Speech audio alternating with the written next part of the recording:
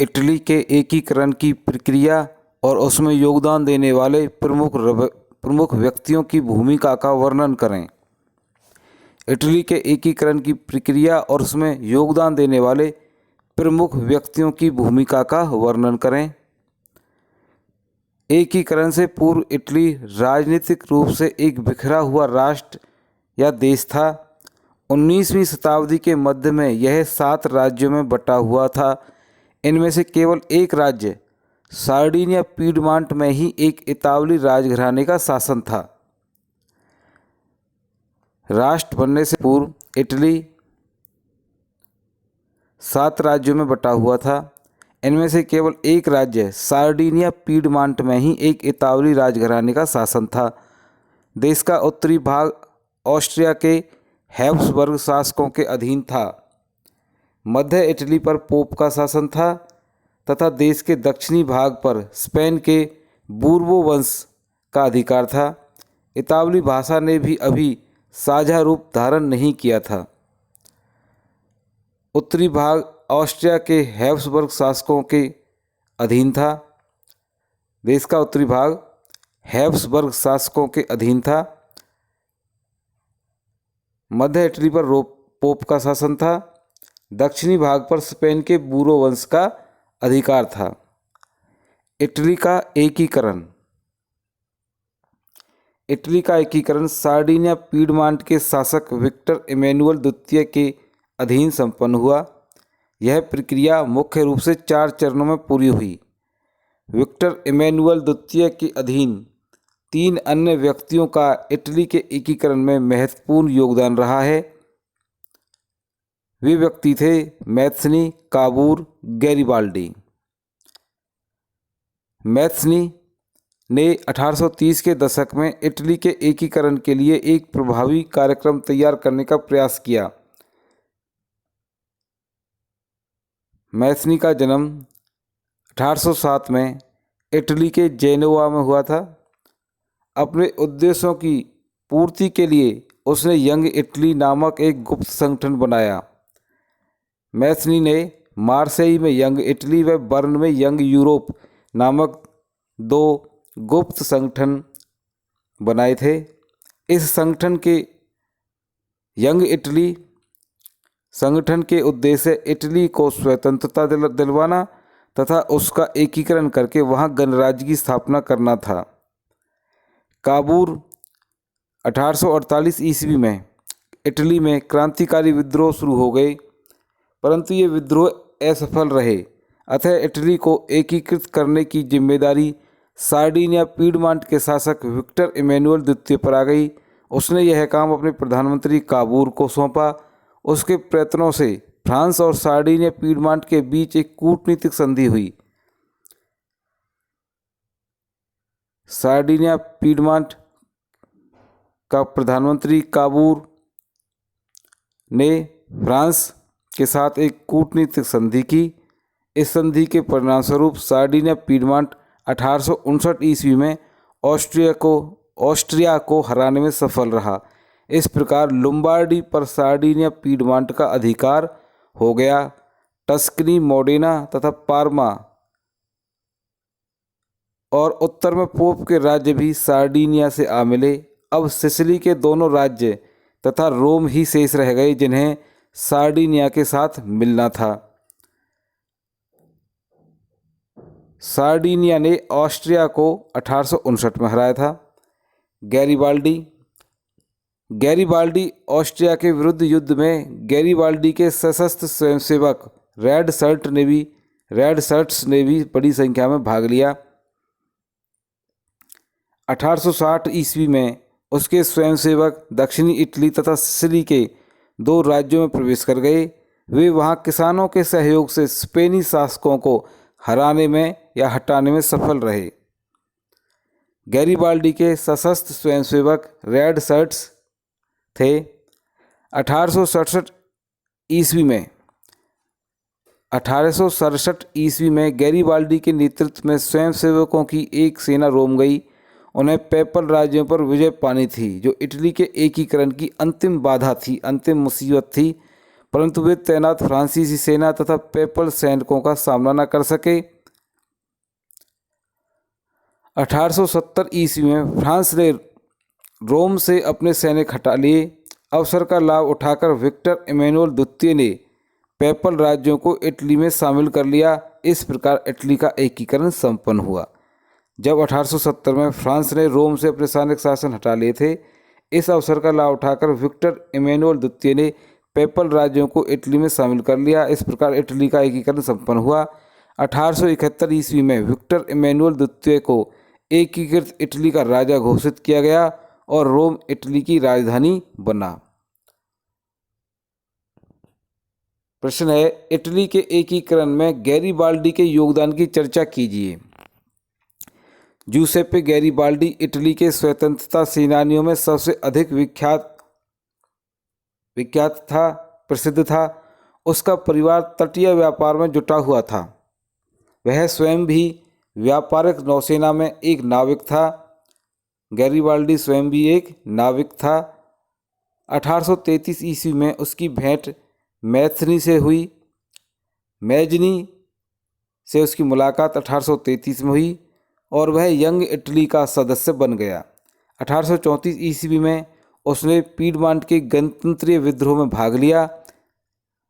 इस विद्रोह को कुचल दिया गया और गैरीबाल्डी दक्षिण अमेरिका भाग गया। वहाँ वह 1848 ईस्वी तक रहा। इटली के एकीकरण में गैरीबाल्डी का योगदान। 1854 ईस्वी में के बिंदु पर ध्यान देंगे। 1854 ईस्वी में गैरीबाल्डी ने विक्टर इमैनुअल द्वितीय का समर्थन किया, जो इटली के एकीकरण का प्रयास कर रहा था। उसने स्वयंसेवकों की एक बहुत बड़ी सेना तैयार की, जिसकी संख्या लगभग 30,000 थी। इसके स्वयंसेवक रेड शर्ट्स के नाम से लोकप्रिय हुए, लाल कुर्ती के नाम से लोकप्रिय हुए, जिनकी संख्या लगभग 30,000 थी।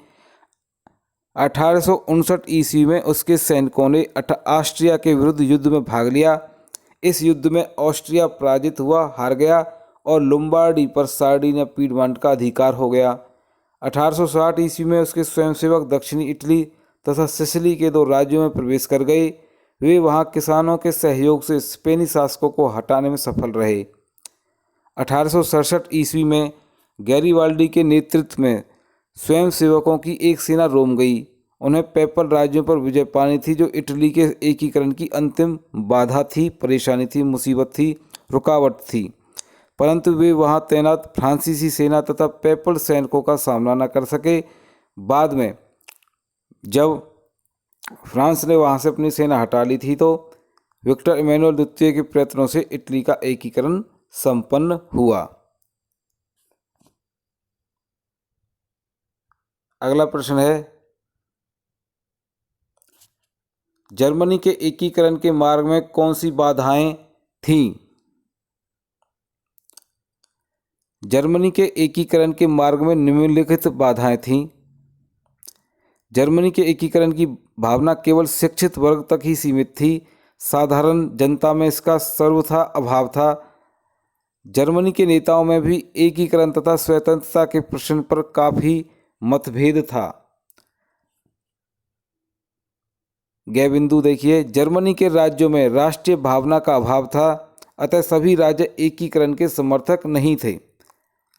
सभी राज्य जो थे वो एकीकरण के समर्थक नहीं थे, उनमें राष्ट्रीय भावना का अभाव था और जर्मनी के नेता भी एकीकरण तथा स्वतंत्रता के प्रश्न पर उनमें काफ़ी अंतर था या मतभेद था। ऑस्ट्रिया का चांसलर मेटरनिख प्रतिक्रियावादी था। वह नहीं चाहता था कि कोई भी देश ऑस्ट्रिया से अधिक शक्तिशाली बन जाए, अतः उसने जर्मनी के एकीकरण का हर प्रकार से विरोध किया। फ्रांस भी जर्मनी के एकीकरण में एक बहुत बड़ी बाधा बना हुआ था। जर्मनी के कुछ सामंत तथा शाही घराने के लोग देश के एकीकरण के मार्ग में बाधाएं उत्पन्न कर रहे थे। ये प्रश्न है, जर्मनी के एकीकरण के मार्ग में कौन कौन सी बाधाएं थीं। अब प्रश्न नंबर 9 देखिए, जर्मनी के एकीकरण में ओटो वान बिस्मार्क की भूमिका का वर्णन करें। जर्मनी के एकीकरण का आरंभ प्रशा के सिंहासन पर विलियम प्रथम के आसीन होने से हुआ। जब प्रिशा के सिंहासन पर विलियम प्रथम बैठे तब जर्मनी के एकीकरण की प्रक्रिया शुरू हुई। उसने बिस्मार्क को अपना प्रधानमंत्री नियुक्त किया। बिस्मार्क ने प्रिशा को सैनिक शक्ति बनाया और फिर जर्मनी के प्रिशा में विलय के लिए तैयार हो गए। पहले उसने ऑस्ट्रिया से मिलकर डेनमार्क से युद्ध किया, फिर ऑस्ट्रिया से युद्ध कर ऑस्ट्रिया को जर्मन संघ से अलग किया और उत्तरी जर्मन राज्यों को एक सूत्र में बांधा। 1871 में फिर उसने फ्रांस से युद्ध करके उसे सीडान में पराजित किया। तत्पश्चात उसके बाद दक्षिणी जर्मन राज्य भी प्रिशा में शामिल हो गए। इस प्रकार जर्मनी एक साम्राज्य के रूप में विश्व के मानचित्र पर उभरा। इसका सम्राट बना विलियम प्रथम और इस नवनिर्मित राज्य का प्रधानमंत्री बिस्मार्क बना। प्रश्न नंबर 10 है, यूनान के स्वतंत्रता संग्राम ने किस प्रकार यूरोप के शिक्षित अभिजात वर्ग में राष्ट्रीय भावनाओं का संचार किया? व्याख्या कीजिए। यूनानी स्वतंत्रता की घटना एक ऐसी घटना है जिसने पूरे यूरोप में शिक्षित अभिजात वर्ग के बीच राष्ट्रवादी भावनाओं को उभारा। 15वीं शताब्दी के बाद से ग्रीस ओटोमन साम्राज्य का हिस्सा रहा था। 1821 में यूरोप में क्रांतिकारी राष्ट्रवाद के विकास ने यूनानियों के बीच स्वतंत्रता के लिए संघर्ष किया। ग्रीस में राष्ट्रवादियों को निर्वासन में रहने वाली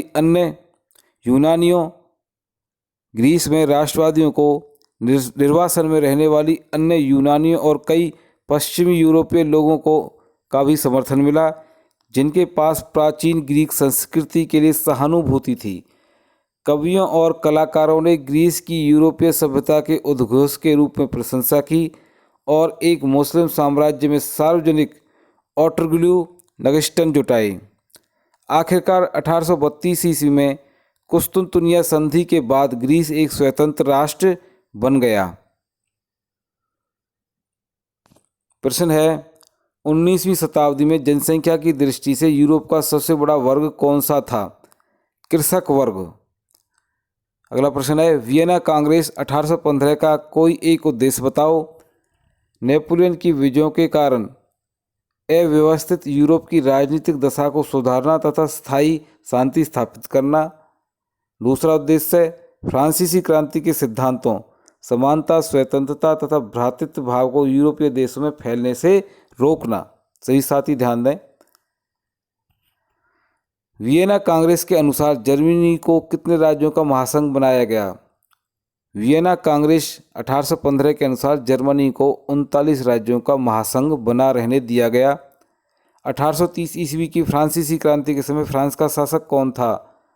1830 की फ्रांसीसी क्रांति के समय फ्रांस का शासक चार्ल्स दशम था। और अगला प्रश्न है, 1830 ईस्वी की फ्रांसीसी क्रांति के परिणाम स्वरूप फ्रांस में किस नए राजवंश की स्थापना हुई? इस क्रांति से 1830 ईस्वी की क्रांति से फ्रांस में बूर्बो वंश का अंत हो गया और वहां लुई फिलिप के नेतृत्व में ऑर्लियंस वंश की स्थापना हुई। प्रश्न नंबर 27 है, जर्मनी के एकीकरण के लिए प्रिशा को कौन कौन से 3 देशों से युद्ध करने पड़े?